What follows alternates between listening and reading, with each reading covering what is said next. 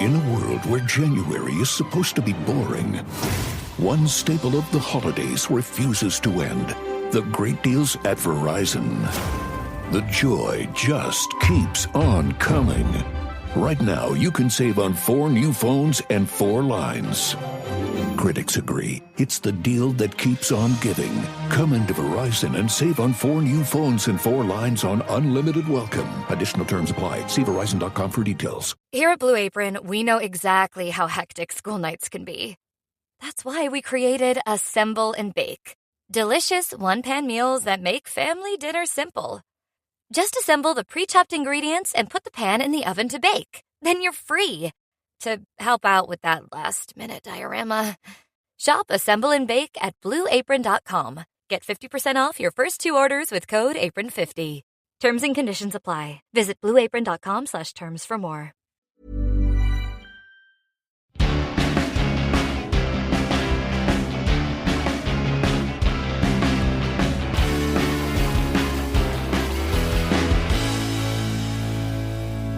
Welcome to Shooby Dooby Doo Up, a podcast where we talk about pop music, specifically by deep diving a randomly chosen UK top 10 singles chart from the past. I'm Andy Robinson. I'm James Cook. And welcome back, or welcome here if you're here for the first time, where me and James discuss the 10 records that made the charts this week, and we delve deep into them, don't we? Yes. Listen to part 1 to hear our thoughts on, and actually well-researched stories and humorous side comments about numbers 10 to 6 of this chart. Yeah, I think it's only fair, Joe. Should we move straight on, or let's just give new listeners a quick recap? At number 10, down 4 places this week, a former number 1. It's Dave Clark 5 with Glad All Over. Its relentless rhythm will bring back happy memories of Ian Wright's early goal-scoring exploits. At number 9, a non-mover, it's I Think of You by the Mersey Beats. A pleasant enough pop song from the Bizarro Beatles. Up 6 places to number 8 this week is Cliff Richard and the Shadows with I'm the Lonely One. Cliff at his rock and rolliest best. Down 2 places to number 7 this week, it's Brenda Lee with the song called As Usual. The world's oldest teenager laments her daily routine while trying to commune with ghosts. And finally, in the first half of this top 10, it's down 2 places. It's Hippie Hippie Shake and it's the Swingin' Blue Jeans. For goodness sake, everything you could want from a rock and roll record. You can listen to all of these songs and watch the videos on either our Spotify or YouTube playlist. Always like to give you a little nudge to that, to listen either before, during or after this podcast to make your life better. The links for that are in the description, and on those playlists you'll find another 6 songs that are knocking around the rest of the top 50 on the 23rd of February 1964, but never get to be in the top 10. So we're going to talk about those in our special Patreon-only bonus tracks podcast. What will that sound like? Whatever it is, whatever that magic is, whatever that thing you're looking for, I think if you don't like this record, you probably don't like pop music. The legend has it that a DJ in Boston starts playing it because he goes, "This is the worst record I've ever heard." Who then gets involved to find out whether there's any filth on the record? That would be the FBI. Yep. Are you about to spoil another song for me? It doesn't spoil it, I don't think. Make it better? I think it probably keeps it about the same. Let me tell you this story that will have no effect whatsoever. Join our community now at patreon.com/ShoobyPodcast. Number 5. It's a non-mover at number 5. It's 54,321 by Manfred Mann. 54,321, a great record. They didn't sing it quite like that, but... No, I'm being funny, of course, because there's a hyphen between every number. It's 54321, their first of 16 UK top 10 hits. Got great intro of 54,300... No, 5, 4, 3, 2, 1. I like it because they don't go straight into it. They stay there for a bit, don't they? 5, 4, 3, 2, 1. 5, 4, 3, 2, 1. Before they get into it. Lovely. I suppose at that time, with the space race going on and Sputnik and the start of the Apollo missions, you know, counting down to a launch like that was very sort of zeitgeisty, I suppose. Yeah. And to this day, at least in this shed, James, it's zeitgeisty, isn't it? Because we are doing numbers 5, 4, 3, 2, and 1 in this pod. Oh my God, shit like that freaks me out. I first heard this song in the 80s when it was used in a chocolate bar commercial. That's right. People on YouTube are saying that's where they first heard this. And then someone goes on to reminisce about the Beach Boys song for Club Biscuit of bar, bar, bar, bar, bar of club. Everyone's going biscuit crazy. Well, they're delicious. Do you remember the 54321 chocolate bar? That was what the chocolate bar was called. The 54321. Vaguely remember it, yeah. It didn't stick around. I think it's because it's like an awkward thing to ask for. It's not like a bounty. That's 2 syllables. Could I have a 54321, please? I'd like a 54321, please. It was also the titles, let's bring it back to 1964, let's bring it back to date, yeah, of Ready, Steady, Go, that renowned pop show. So that's going to be always a big hit, I imagine, having in this song as the opening credits. Yeah, Manfred Mann said that they regarded Ready, Steady, Go as being like a rocket and wrote the song as the countdown to launch the rocket. Do you know who owns the rights to Ready, Steady, Go? Because he bought them in the 80s. I would imagine, from my little bit of Ready, Steady, Go knowledge, it would be the worst drummer in the world, according to your dad, at number 10, Dave Clark. He owns all that stuff, doesn't he? Yeah, Dave Clark owns it now. This song written by Paul Jones and Mike Hugg from Manfred Mann, and Manfred Mann, the man in Manfred Mann, not the rest of the band. Yes. It is one of the songs with self-reference in. The only one this week. I mentioned that at the beginning of the intro of part 1. Loud and clear, isn't it? It was the Manfreds, which I think is amazing. It's amazing. It's the best bit of the song, isn't it? I agree. I agree. It was the Manfreds. Although it has got other great bits to this song, let's try and explain its lyric. Apart from the great groove, which is... They're counting down. 5, 4, 3, 2, 1. 5, 4, 3, 2, 1. So going on there, there's a harmonica, isn't there? And there's an electric piano really going for it, as well as the guitars and the drums and the bass. Oh, I'm glad you mentioned the harmonica. If you watch YouTube, there's an animated video of this song. And Graham the Grey on YouTube says, the drawing of the harmonica is wrong. It was a 10-hole diatonic harmonica, not a chromatic one. Incidentally, he was using a B-flat harp in second position, playing in the key of F. I think I'd like to quote The Simpsons at this point and say, what is it supposed to be? Some kind of magic xylophone? Fans of The Simpsons will know what I'm getting at. We like to mention The Simpsons once a week. Also, Paul of the Beatles, and I'm sure he'll be coming up in this top 5. Lyrically, yeah, let's do it. What they've done, when the sort of verse kicks in, what they've done... Yeah, always onward rode the 600... Down the valley on their horses they thundered. What they've done is they've taken Charge of the Light Brigade by Alfred Lord Tennyson and they've gone, let's rewrite that and make it better. Yeah, absolutely. I mean, they've got the same words in the poem by Alfred Lord Tennyson, haven't they? They've got blundered and plundered and 600. It's similar. Half a league, half a league, half a league onward, all in the valley of death rode the 600 is how the original goes. Yeah. But I don't think that's as catchy as always onward rode the 600. Down the valley on their horses they thundered. Nice. But once they're down, they really blundered. Oh, not a blunder. You don't want that in the Charge of the Light Brigade. Who was it? It was the Manfreds. What about the second verse, James? Dig into this. Well, the second verse is all about the Trojan horse, isn't it? Yeah. The Trojans waited at the gate for weeks. Then in a wooden horse into the city they sneaked. Who let them in? Was it the Greeks? As Mike Heron 20 points out on YouTube, it was the Greeks who waited at the gates and were let in by the Trojans. Is it valid? Is it historically inaccurate, the song? Yes. Are you claiming a moral high ground that you... James, this is the sort of thing you pick up on every week, usually. Usually, but in this I don't care. It's 5, 4, 3, 2, 1 by the Manfred Manns. We've talked about Manfred Mann previously on this podcast. We did My Name is Jack, which was 1968, I think. Yeah. So this is 4 years before. So there are 2 members of Manfred Mann at this point who are not in the band in 1968. That's right. The video that you can watch on our YouTube, or as always, listen to this music before, during, or after on our Spotify playlist. It was the last single recorded with the original bass player Dave Richmond before Tom McGuinness took over, and then Klaus Voormann, friend of Paul of the Beatles, 4 years later. So, you know. So Dave Richmond, he would go on to be essentially a session bass player. He plays the bass on 2 very, very different pieces of music. Oh, yeah. One was a big number 1 for a French bloke and his girlfriend. Serge and Jean with Je t'aime moi non plus. Yep. Or, as you pointed out only a week ago, Je t'aime ellipses moi non plus. That's the kind of nerdery you can expect if you dig into our old episodes. He's playing the bass on that. Yeah. He's also plays the bass on the theme tune to Last of the Summer Wine. Which is a very different song, isn't it, to Je t'aime.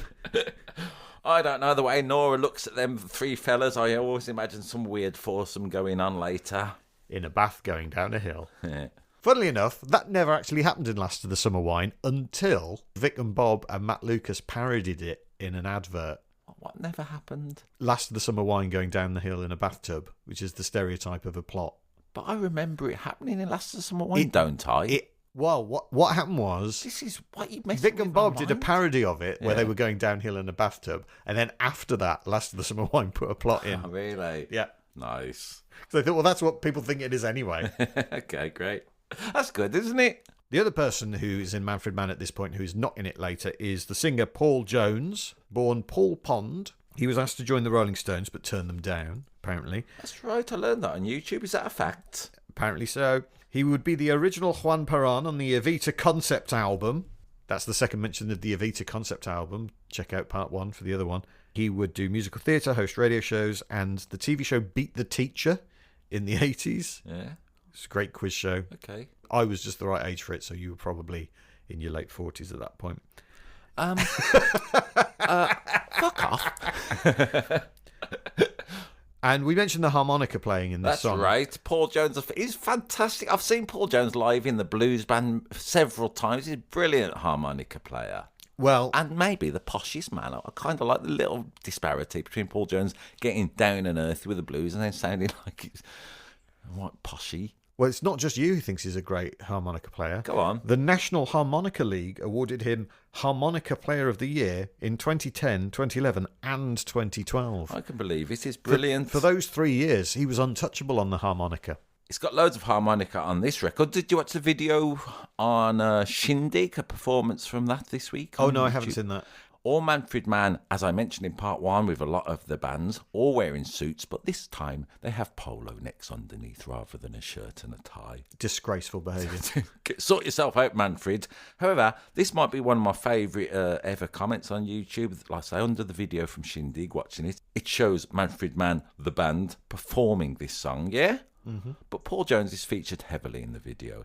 As turns out, 689 on YouTube says, the close-ups on his face show the face of a man expecting imminent colossal... See if you can guess. I don't need to guess. I can read upside down, as you know. The close-ups on his face show the face of a man expecting imminent colossal waves of poontang.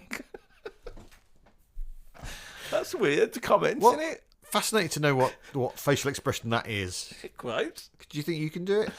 No. I have never been expecting imminent colossal waves of poontang, except when you come around, James, and I'll do something similar, maybe. G300D9 on YouTube says, I used to go out with Paul Jones. That's just a little bit of... Hey, maybe GD300D9 has a colossal wave of poontang. You can't say that about a woman. I don't know if it is a woman. Or a man. I've seen people mention Paul Jones with whatever he was expecting. They were saying they saw him sing the song, with this version of the song with the Spice Girls on Channel 5. Lord. Oh, hey, maybe the course. Spice Girls were the imminent colossal wave of poontang. It's girl power, not imminent colossal wave of poontang. Yeah, the launch of Channel 5 in 1997. Yeah. Did you watch that when it happened, when they turned on the Channel 5 thing? No, I don't think so. It's on YouTube. Yeah. I mean, I remember watching it at the time. I was a student doing media studies, so like it was a big deal. And then I watched it on YouTube this week, and I cringed myself inside out. Oh, really? Why? Yeah. So the first thing on Channel 5 was the Spice Girls. So 1997 Spice Girls, biggest band in the world probably, singing a version of 54321, but with the numbers inverted. A version of what? 5, 4, Do it. How did they invert it, James? They went, 1, 2, 3, 4, 5. do it. 1. Do it, please. 1, 2, 3, 4, 5. Thanks. But then they started shouting about the power of 5, Oh, yeah. and it's not very good. Okay. And then who was the first man on Channel 5? Was it Tim Vine? It was Tim Vine, With the his- comedian. With his great, what was that show called? It was good, that show, wasn't it? His silly little quiz show he did. Was it called something like Wipeout or something like Yeah, that? something like that. We just had to guess how high a fence was and this kind of nonsense. I love Tim Vine. Thanks, Tim Vine and Manfred Mann, for everything you've given us. And the Spice Girls. And the Spice Girls. And the colossal waves of poontang. appearing on the pyramid stage, Glastonbury. You say that Glastonbury stage once. I like to mention a Glastonbury story. Yeah. I went to see a band after on the main stage. I like to get there early so I can get near the front. As I'm a tall man, no one punches me in the back saying move because I'm already there. James Blunt had just played Glastonbury, right? So as I was making my way to the stage, James Blunt was finishing, and I was in imminent colossal waves of poontang because it was amazing as I went going in and everyone's coming out the gig. I was surrounded by a sea of women. It was only women who went to see James Blunt at that time. Number 4. Down 2 to number 4 this week. It's Jerry and the Pacemakers with the song "I'm the One." Now, famously, during the Pacemakers, first 3 singles got to number 1. That's the thing everyone knows about that. But this was the streak breaker because it only gets to number 2. Yes, and a very different take on being the one compared to Cliff Richard we had, didn't we? He was the lonely one, and Jerry and the Pacemakers, they're not the lonely one. They are the one. Full stop.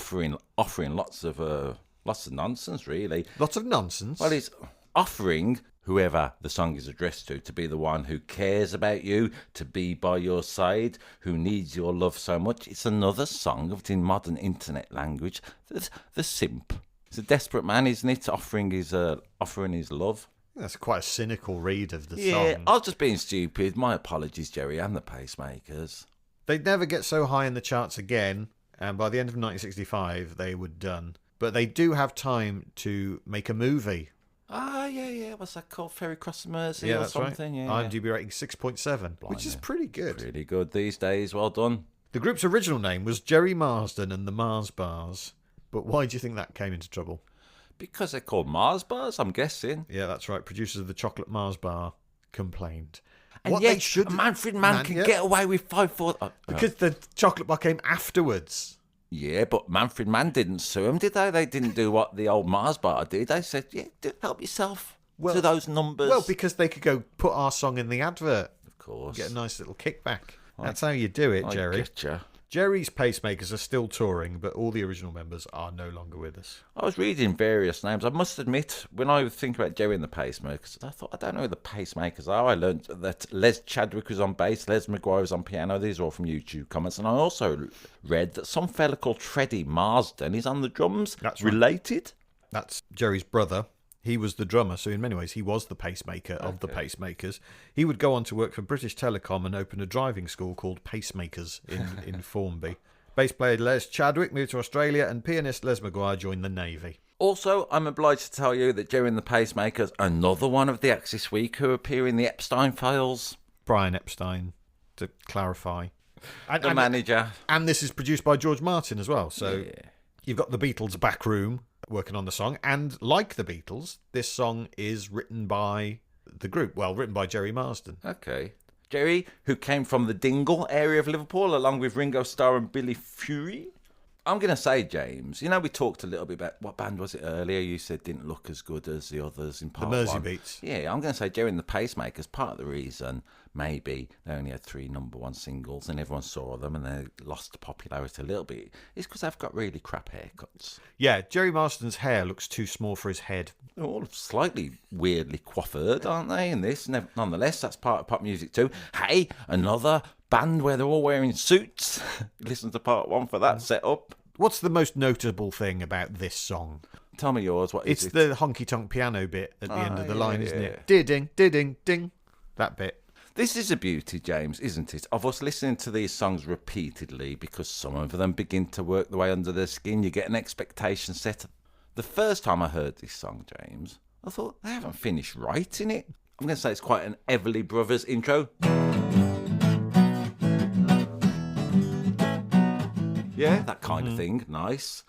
And then Jerry and his Pacemakers are going, I'm the one who cares about you, whatever it is. Yeah, I'm the one who... And then it goes, because I know, yes, I know that you love me so. And you think, where's this going? They just go back to... And like I say, first few times I heard it, I thought... It sounded like they pulled out of a tackle. Yeah, you got the verse and you got a bridge, but no chorus. Yeah. Oh, I get you. Yeah, I understand it. Maybe the little piano bit is the chorus. Yeah, but as I say, the beauty of repeated listenings, I began to accept it and, not love it, but I liked it extremely a lot, which isn't a full sentence, but You liked it extremely a that's lot? what I've just said. Please do leave a review of this podcast where you say you like it extremely a lot.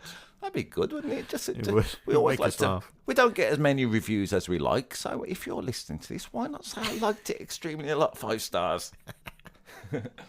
Well, James, I set a little What social media are we on? We're on Facebook and we are on Instagram, Shooby Podcast. So I thought to drum up a little bit of interest in this podcast and this record, I would set a competition this week, yeah? We put it out on our social media, didn't we? We posted the song up, just a video clip, and asked people to say what Jerry was claiming he's the one for. I offered 1 million pop points, James. A sycophant is certain that Jerry's the one to teach you to nod, while a priest in Haywards Heath is praying Jerry's the one to lead you to God. A novelist in the provinces is guessing Jerry Marsden's the one by the font, while John and Olivia can't help believing that he's the one that you want. Malcolm from Falcom says Jerry might be the one in the middle, and a griever in Geneva is proposing Jerry Marsden is the one prepared for a 24-hour vigil. A journalist keeps insisting he's the one to take it out of context.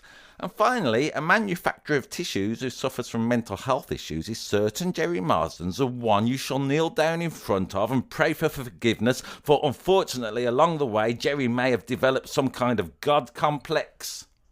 I'm going to say John and Olivia were the closest to it this week, so share out 1 million pop points between you. Number 3. Down 2 places to number 3, which means it was last week's number 1. It's Needles and Pins by The Searchers. The 3rd biggest selling single of the year, their 2nd of 3 number 1s and 3rd of 6 top 10 hits. I'm glad you pointed out one of the gimmicks of this record, Needles and Pins. Needles and Pins. Reminded me last week, James, do you remember when we did that Lawson song of I'm Standing in the Dark? Yes. How do they sing dark? Standing in the dark. Dark, Needles and Pins. Pinza reminded me of The Fall. Yeah, quite. That's how Marky Smith would sing it. Yeah. Needles and a Pinza. Who wrote it? Sonny Bono. And? Jack Nitzsche. That's right, Jack Nietzsche or whoever. Yeah, he played keys for the Stones in the 60s and Neil Young in the 70s, worked in movie music and won an Oscar for co-writing Up Where We Belong with his then-wife Buffy St. Marie. That's right, and Sonny Bono sang with Cher. Give him some props, eh? And then he was a senator and then he died in a skiing accident. That's right. He drowned amongst imminent colossal waves of snow.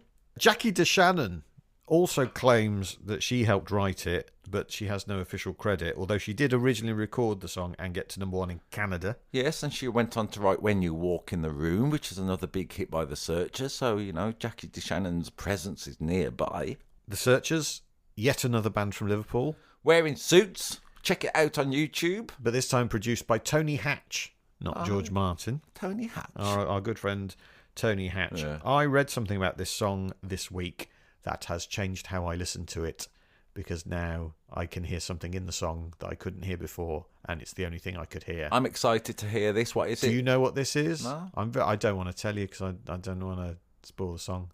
The drum. Well, we're in a very difficult position, I'm going to say. You've got a fact that you don't want to tell me. I want to know what it is. You refuse to. All right, I'll tell you. So for the next minute, let's just have a bit of silence. It's going to change how you listen to this song forever. I listened to this song in a state of delight and joy. It's brilliant. It's a great song. I'm a big fan of this song. Are you going to spoil it for me? The drum pedal squeaks all the way through. Yeah, I heard that. Oh, yeah, you did hear it? Yeah. When I had it nice and loud and everything, you can hear the mechanics of it, can't you? Did it spoil it for you? I kind of like it. No, but that's what I hear now when I listen to it. It's like, when you do like a Where's Wally, and for ages you can't see the Wally, and then you see Wally, and then that's all you can see.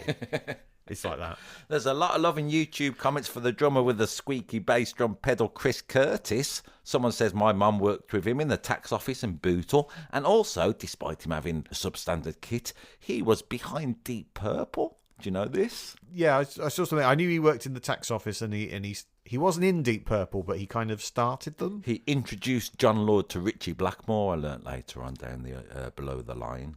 I also learned Below the Line. David Anderson, 8469, says, what an era. No tattoos, cursing, or man buns. There was loads of cursing in the 60s. And as for tattoos, I mean, they did exist, but... It's got, James, I'm going to tell you something then that might change the way you listen to this record forever. It's got a key changing. Yeah? Yeah. Do you know where it is? Would you recognise it? We've done a few, haven't we, so far? I think this is what they call a great key change. So, there they are, the Searchers with their... that kind of thing, isn't it? Yeah.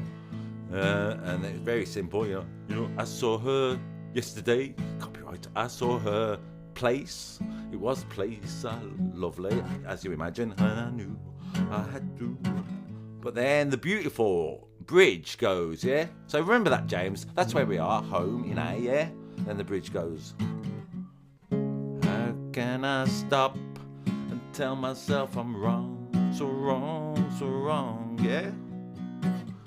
Why can't I stand up and tell myself I'm strong? And then we're in a because I saw her today. It's a up to C sharp. That's a key change of 2 tones, almost unheard of, and it's a little subtle one that they chuck in, and you can't quite work out what's happened, but it's inherent, beautiful. Thanks, Sonny and Jack and the Searchers And Jackie DeShannon a bit, Yeah. maybe, and Tony Hatch. They famously retired, didn't they, at Glastonbury in 2025? They did their last ever gig. I was there at Glastonbury watching the Searchers' last ever gig. Do you know who was watching them from the side? I learned later. Was it Paul of the Beatles, by any chance? Paul of the Beatles. But also, it was a good gig this was, because as I pointed out, you're probably here because your parents loved us or grandparents, so that was good, yeah? It was a great atmosphere. They were so happy to be doing it. Weirdly, at the end of their set, I've never seen a band do this, they did a medley of their best-known songs, which they'd played before. So it's like a little recap at the end. It's so... do you know what I mean? I don't think I've ever seen a band do it. Stars on 45 type version. Just to remind you, we've played these songs. Yeah, it's lovely. It's their last ever gig, so they can do what they want. I mean, they weren't on telly as well, which I thought was a shame for the old Glastonbury stuff, you know. But the Searchers, the acoustic stage is never televised for some weird reason. But unfortunately, in a way, maybe they were lucky that they weren't televised, because they did a bit of a Bob Vylan and kneecap. Did they? They were really going on about the Labour government stealing the winter pension heat payments. Yeah. And it was full of hate, James. Guitarist John McNally was the only surviving original member to be playing at that gig. He's the one in the video in our YouTube playlist who looks really young. He was having Looks a great about time. 12 in that video, doesn't he? Who sings? Who's the lead vocal? Is it Mike Pender? It is. Mike Pender sings. He'd leave the band in 1964 and go on to work in a variety of jobs and spend 18 months in prison in the 90s for threatening a woman with an air pistol. Mikey Silly Billy. That's putting it mildly, isn't it? Why are they called the Searchers? Well, they're all wearing suits. Let me pop that in. I think it's from the old John Wayne film, isn't it? It is. IMDb rating 7.8. Can you name any other bands that are named after films? There are probably loads. I've written down a few. Oh, that's a good question. Quite a lot of sort of metal bands. I am not overly familiar with the world of metal. Give me some clues. Band from round here. Black Sabbath. Black Sabbath was a film. Okay. A film about massive ants. I don't know. Inspired the name of this Irish group of the 60s. I don't know. Them. Ah, of course. Yeah. Also, They Might Be Giants, which we've talked about before. That's right. That's for a film. In our Patreon content, because it was never... No, it was a top 10 hit. My Yeah, it was apologies. top Forget 10 that. hit. Go back and listen to it. A duo. Were they a duo in the 80s? Sang about a harbour named after a Betty Davis movie. Bleeding, yeah. All About Eve. All About Eve. That's right. Also, White Zombie, My Bloody Valentine, The Damned, Three Colours Red, Babes in Toyland, and BMX Bandits. Oh, great research. You've forgotten my favourite band, Dude, Where's My Car? I like the line, she's worse to him than me. And he's watching this, whoever is giving him needles and pins, one of the songs of bodily sensation.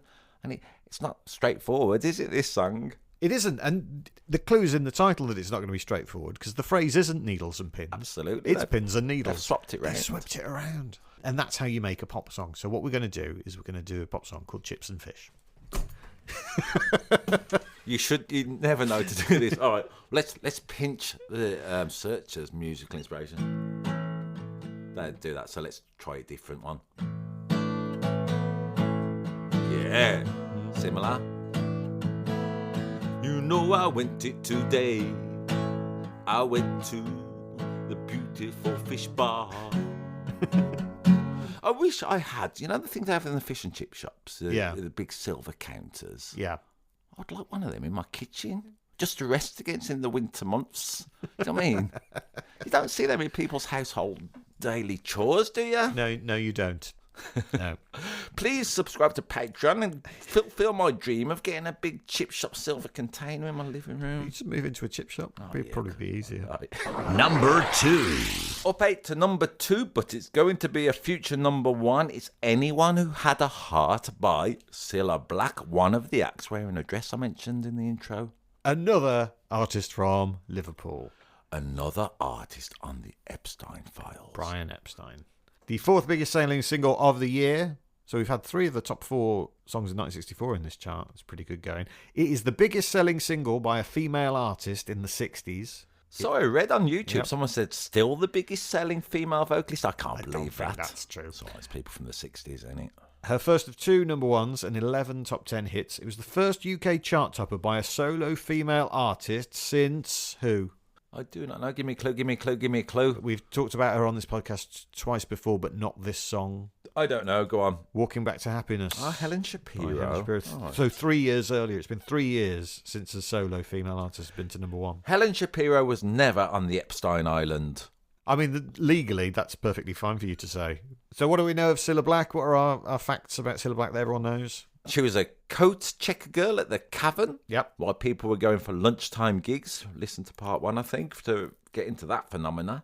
She appeared on 80s television shows such as Blind Date and Surprise, Surprise. I'm going to say a little bit James, no offence to anybody, but as we've mentioned Rod Stewart a few times, her voice goes right through me. Does it? It has before, but I've got into this song Okay. big time. It's been lovely this week to find a little bit of love for the Cilla. All right. Born Priscilla White.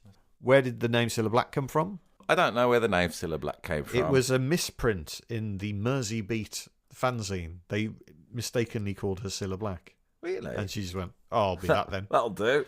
She sang as Swinging Cilla with the Big Three. Oh, yeah. She also sang with Rory Storm and the Hurricanes. Yeah. Who else was in that group? Ringo Starr and Rory Storm And who introduced and her? the Hurricanes. What? And who introduced her to Brian Epstein? Was it Paul of the Beatles? It's actually John of the Beatles, I'm afraid.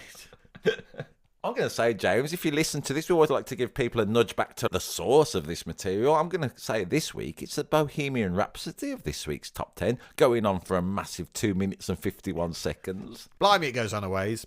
We haven't mentioned who wrote it. That's got to be Jermaine. No, it's not Jermaine. It's Burt Bacharach and Hal Davis. Was it Jermaine Jackson? No, Was it? Okay. no.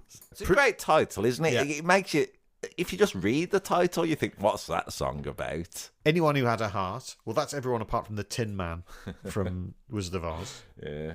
She is, again, it's another song, basically, of a lament, isn't it? She's chastising whoever it is addressed to, saying anyone who had a heart couldn't do this to me, really. It's quite damning, isn't it, as a title and as a subject for a song. You're a heartless bastard is very much the subtext. Yeah. Who sang it originally? I don't know. Dionne Warwick? Yes, not Dublin. No, Dionne Warwick. Her version gets to number 42 in America, a much bigger hit in America. What do you think Dionne Warwick thinks of Cilla Black's version of it? I would imagine, knowing the way performers are with each other, if it's anything like comics, right, if Dionne Warwick saw Cilla Black singing this, she'd be at the back of the room with her arms folded, go, yeah, I wouldn't have done it like that. I would. Well, not quite.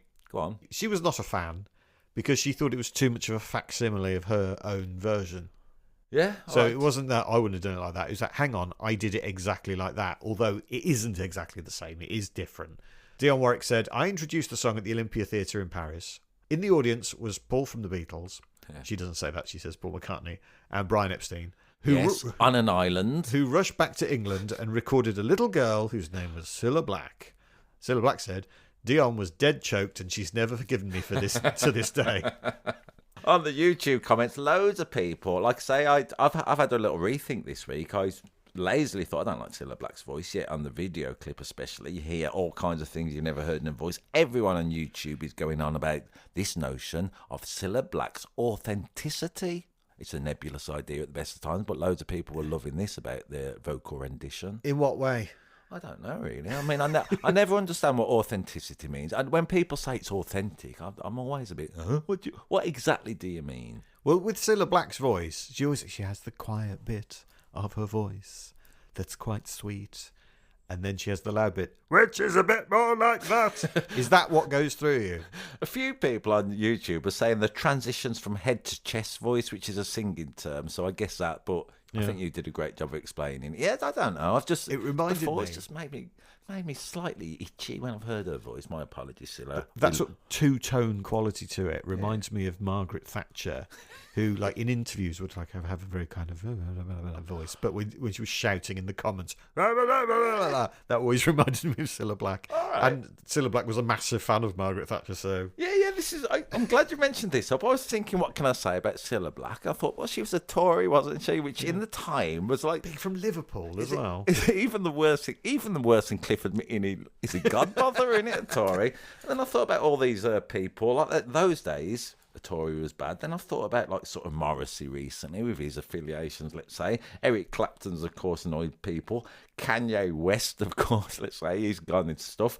Nicki Minaj is an anti-vaxxer apparently at the time. So Cilla Black being a Tory almost seems like small potatoes these days, the way pop stars are behaving, some of them. I mean, it's a classic song. It's got all the Burt Bacharach flourishes in it. Well, listen, I can't play it properly, but I'm going to give it what I like about there. Hey, it's another song with a key change in. Weird one, though. So it's in 6/8, I think. So he's 1, 2, 3, 4, 5, 6. 1, 2, 3, 4, 5, 6. That kind of thing. Anyone who had a heart. And then there's a little 3/4. Would be. Yeah, something. I can't quite. So there's dramatic chord changes. That's me. So it goes, and then it goes into G for a bit. Yeah, so it's got the Bacharach illustrated very poorly, what I've just done, but it's got that Bacharach and David cleverness for sure, which always leaves you slightly not sure on your feet, I'm gonna say. Who's playing guitar? I'll give you a clue. There's two of them. All right, We've mentioned them both before. I don't know, but I would imagine around this time Jimmy Page might be on it. No, it's a session 64. Vic Flick. Vic Flick is one of them, yes. Vic Flick, who does the guitar on the Bond theme. That's right, renowned session guitarist. And the other guitarist around 64 who's working a lot would be, do not know. Is it Paul of the Beatles or George of the Beatles? No, it is. It's someone we've talked about and about just how many number one records he's played on and how many top Big 10. Jim Sullivan. Big Jim Sullivan. Ah, great. Another one. We love Big Jim Sullivan. We should do one show one week just all about Big Jim Sullivan. He shows up every week as it is. It's amazing. I've gone recently about the metal and rock fans, haven't I? That they always feel obliged to say, I'm a metal fan, but I love this song. Really annoying. Christopher Flynn 6739 says, people think it's weird a 39-year-old bricklayer listens to music like this. I don't care. It's brilliant. And then Wedgett pops up to say, don't worry, mate, I'm a 55-year-old road train driver in Oz, and I'm floored. So, again... music's for everyone. Yeah. Music is for everyone. Even bricklayers and road train drivers. It's such a wonderfully melodramatic song, this. Yeah. You know, it was offered to Shirley Bassey first. No. Yeah, that was the original plan. They were going to get Shirley Bassey to do the cover. She would have mullered it and made a great job of it, I'm going to say. Would you have preferred that to Cilla Black, do you think? I'm digging Cilla Black this week. It's been nice for me, despite my anti-Tory bias. And she's a ginger, of course. Last night in Soho, it was featured heavily in. People I read on YouTube comments. Have you seen that movie? Yeah. Yeah, I quite liked it. I think it's kind of similar to this song in that it's a big sort of dramatic 60s. Oh, I don't know. Go on, you can do it. Just say it again. You can film. Do it. We always like to mention, let's call it when songs are brought into modern day consciousness. So well done, everybody in that film, I suppose. The UK's number one. Up to number one, it's Diane by The Bachelors. The second of 8 UK top 10 hits and only number one. The first Irish act to have a UK number one. Ah, that's surprising, isn't it? Yes, there have been 16 in total. How many can you name? You two. You two have had 6 number ones. Hothouse Flowers. Haven't even had a top 10, mate. Bewitched. Bewitched had 3. Van Morrison never had one. Yep. A couple of Eurovision people. Dana and Johnny Logan. Thank you. Logan. Thanks for this. More clues, please. Late 70s. Boomtown Rats. Boomtown Rats. Mid 80s. Ballad. No, go on. I need more. He's never seen you looking so lovely as you do tonight. Christy Berg. Krista Berg. Someone who sounds all sort of ethereal and harpy. Enya? Enya, yeah. Harpy, you say? You think Enya's got like a harp. Oh, I thought you meant harp. I thought you meant harpy as in the other. Maybe I did. A couple of boy bands. Westlife Boyzone. Someone who was in Boyzone. Ronan. Someone who was in Westlife. Oh, God. Stephen Gately. No. He First wasn't of all, in he was in Boyzone. Yeah, I get confused. Brian McFadden. Of course. I love Brian McFadden. He's a madman, isn't he? A crying head. Sinead. Sinead O'Connor. These are good clues, James. I mean, they have no real common sense, yet I'm getting every single one of them. Fiddly, Sticky, Shouty and Ken. Of course. Of course. Fiddly, Sticky, Shouty. Fiddly, Sticky, Shouty and Ken. Yeah, right. That's who the four members of the chorus. Pretty good. Another Irish band. That's the game we're playing. Who their name is something you need to have if you're going to make a film or a play. A comprehensive insurance policy. No. Smackers. No. Go on. Where everything's written down. The script. The script. And forgot they were Irish. One from 2024 whose name is something you water the garden with. My penis. No. My urine. No. My next door neighbour's urine. No. What were they called? Hosier. Yep, those are all the Irish acts we've had number one. Anyway, but The Bachelors were the first, with Diane. Does it feel out of place in this chart, this song to you? It did a little bit. It feels like this could have been late 50s. Absolutely. I'm going to give it a little bit, James. First of all, let me say, I haven't looked at YouTube. I almost resent it when a song's called a Christian name, because I think as part of my research, I've got to look at YouTube comments, and whenever a song is a Christian name, I think, here we fucking go. Loads of people saying my name's Diane. Loads of people saying my dog's name Diane. I trawled through loads of them, yeah? Who's their dog, Diane? Well, you know. Then I thought, why do people do this? Why are so people obliged to say my name's Diane when the song's called Diane? And I went under the killer song Andy, You're a Star. I said my name's Andy. I felt much better, actually. I get the gist.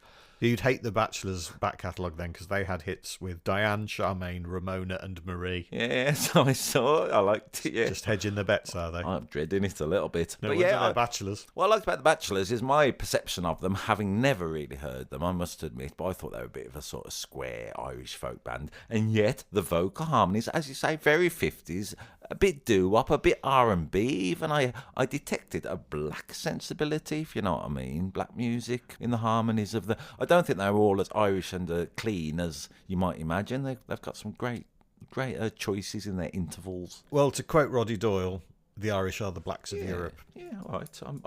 I felt I had my eyes open to at least an aspect of their music. I was trying to think of other pop stars called Diane as well. Can you think of any? Why are you giving me impossible There's clues? Dianas, aren't there? Diana shows up in pop music a lot. Yeah, but yeah. Diane, not so much. Can you think of any name of a pop star? I could just think of one. Please email us in if you know more than someone who appeared on X Factor, I think. That was Diana Vickers. Oh, was it Diana? Yeah, I'm pretty sure she was a Diana. It's weird, isn't it? Oh, maybe she was. Hang on. It's weird that name's not, let's say, it in the pop lexicon. They're, of course, Bachelors. They're wearing suits. So there are 2 acoustic guitars and a double bass player. So that's the lineup of this band. Diana Vickers, you're just showing me. Darn it. Horse Meatball on YouTube. Good name, isn't it? He says... Sounds like it sounds like the hero of a really terrible action movie. Hey, I'm Horse Meatball. Horse Meatball. Anyway, they say, I never liked this till I heard them do it, which I think is the way pop music works, Horse Meatball. Yeah. Written by Erno Rappi and Lou Pollack in 1927 for the silent movie Seventh Heaven. Silent movie? Yeah, well, you know, they had music in silent movies, didn't they? They had like a soundtrack that would play. Of course. IMDb rating 7.5, which was nominated for the very first Academy Award for Best Picture. Both songwriters passed away in the 40s, so this is coming out 40 years after it was written and 20 years after the writers were gone. It reminded me of songs like there's a song called Marie, which is another name, I acknowledge, but like Irving Berlin. It reminds me of an old Irving Berlin type that's song. the one the Bachelors covered. Oh, really? Yeah, I love that song. Those songs, all I mentioned, Diane, Marie, Ramona, Charmaine, they're all songs by the Bachelors with female first names as the title that are from films in the 20s. And that Marie is the one they do by the Irving Berlin. Yeah. So Marie. I love that song. Listen to a version by the Four Tunes that's on the Spotify for my recommendation. It's one of my great favourite songs ever, James. Are you going to play any of this song? Are you going to do any examples of No, it's got a key change in, though. It's sneaky. You're not going to? No, I don't think so. Why? This song is public domain. We can do as much of it as we want. You are fucking joking. We can't play the recording. The recording's not public domain, but the song is. Usually, to get away with quoting the lyrics and stuff, it has to be like we have to review it or critique it. But this one, don't have to. Let's fill our boots, James. Let's abuse this privilege that copyright law has given us. I'm going to have a little Google of the chords then. All right, okay. While you're doing that, I'll talk a little bit about The Bachelors. Please do. Con and Dec Clusky and John Stokes. They started as a harmonica-based act called the Harmonichords and appeared on Opportunity Knocks when it was on the radio, and Ed Sullivan's St. Patrick's Day special in 1959. The A&R man at Decca Records, Dick Rowe, suggested they change the name to The Bachelors because that's the kind of boy a girl likes. That's what, when the girls are looking for a partner, they're not looking for married men particularly. I read it all got very bitter on the YouTube comments between Conleth and his brother Dick. They both hated the other fella, John Stokes or something. Yeah. The brothers fell out with John Stokes. There was an acrimonious legal battle. A judge ruled that all of them owned the name Bachelors. So then 2 touring versions of The Bachelors were on the road for a long time. Con died in 2022, Stokes did a farewell tour in 2022, and Dec still performs solo at time of recording. If you go onto the Bachelor's official website, there is a whole page that goes on and on and on and on for ages about the legal dispute and why John Stokes is a bad man. But that is very much one side of the argument. Yes. In 1964, they spent 31 weeks in the top 10, which is only 1 week less than the Beatles. John and George and Paul and Ringo of the Beatles. Yes, that's right. Con and Dec and John of the Bachelors were only 1 week left. And bearing in mind how massive the Beatles were in 1964, to be only 1 week fewer, the Bachelors were also massive. All right then. Robert Stambo on YouTube says, strange teenagers didn't swoon over the Bachelors. They screamed over the Beatles and their sissy hairdos. The sissy head. The hair of a sissy. I'm going to say they still had better hairdos than Jerry and the Pacemakers. Bachelors, they look quite good. I was surprised by them. Smile for me, my Diane. It doesn't sound quite as good as the Bachelors. I'm in heaven when I see you smile. I'm just going to sing this That line's in... What? Jackie Wilson said. I'm in heaven when I see you smile. No, that's not public domain. We can't do that one. We can do Diane. Yeah. All right then. I can't be bothered. We're at the bitter end. Nip over. I'd only kill it and murder it and abuse this song. So nip over to Spotify, listen to The Bachelors, listen to the other 9 songs, and also listen to the 6 we're about to do in Patreon, yeah? So there you have it. That's the top 10. It's a very 1964 chart, I would say, until like the last song. Yeah, and even that's got a taste of 1964. They're one of the biggest bands in the world, The Bachelors. I've really enjoyed it. Hey, we haven't mentioned Nile Rodgers this week. That's always a good sign. Listen to all our other episodes for that reference. That's always a positive, though. There's a lot in this chart that's really good and exciting and fun. Yeah. What has been your favourite this week? I mean, as I say, I had 30%, let's say, search as Manfred Mann and whatever. I am going to say, partially because of the surprise that it gave me this week, the notion that your preconceptions can change with a little bit of familiarity, I'm going to go for Arsila, the dreadful Tory scum.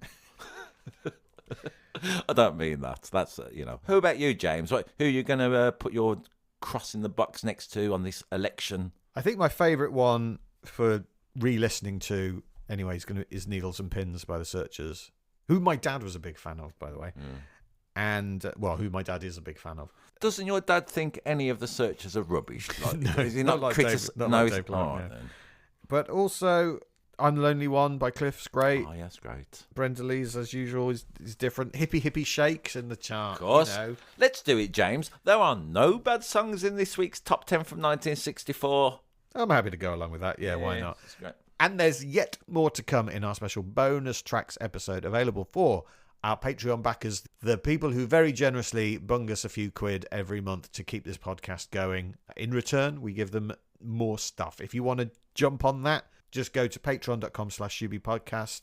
You can join the community there for free. Doesn't cost you anything, but if you want to get access to the bonus track podcast, you can either give us a monthly donation or you can buy them as like a one-off. That's right. We put the extra tracks for as little as we can, as Patreon allows us, doesn't it? Yeah. I'm hoping to get some Patreon money, James, because I would like to pay for YouTube to remove the adverts. That's my dream with this podcast. That's a meager dream, isn't it? Yeah, that's all we want, guys. So any support you can give us would be great. If you don't want to, that's fine too. You know, I listen to a ton of podcasts and don't subscribe to all of their patrons. Yeah, man, we're not demanding it. We are politely asking, as in the modern parlance. But what we would really appreciate is if you could give us a review, because that means more people get to find out about the podcast who'd be into this kind of stuff. Yeah, please give us a review. That's pretty needy that we've ended this chart on, isn't it? But nonetheless, we are where we are. Until next time, Shooby Dooby Doo up. And bop bop shoe up.